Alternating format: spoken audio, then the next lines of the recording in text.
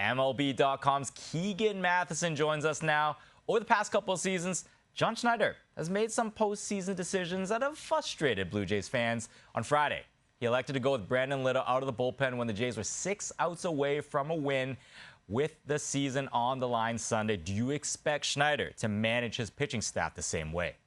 I think he will. Today, when we spoke to John Schneider, he stood by the decision. Now, that does not mean he loves the result. He feels just as bad as everyone involved in that result.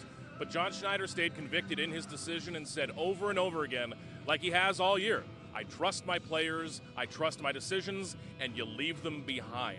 I think that's important, and I think for today, going into Game 6, that's the right mindset to have. Game 5 is dead and gone. You are not going to change it.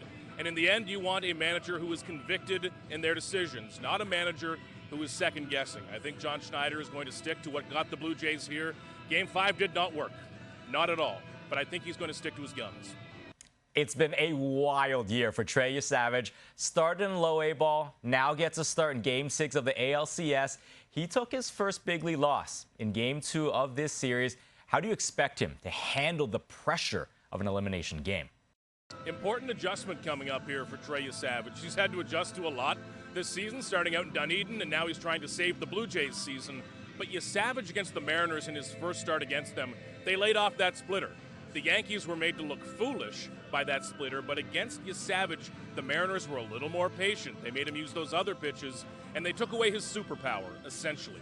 Now Yesavage is going to have to adjust. He's not going to tell us what that adjustment will be, of course, but he's got to approach this a bit differently and turn it into his kind of game. The Mariners turned it into a Mariners game the first time they saw him. There's a lot of concern surrounding George Springer's health after he left Friday's game. What's his status heading into Game 6?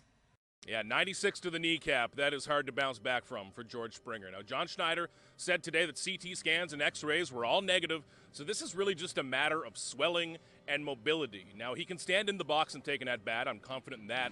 But can he run? Can he round first base at full speed like we've seen from Springer? George Springer's been here 5 years, though. This is the game he's been waiting for. I don't think anyone is going to be able to talk him out of this. And John Schneider said that as long as George says he's okay, he'll be in the lineup. Historically, when a best-of-7 series is tied at 2, the winner of Game 5 has advanced 69% of the time.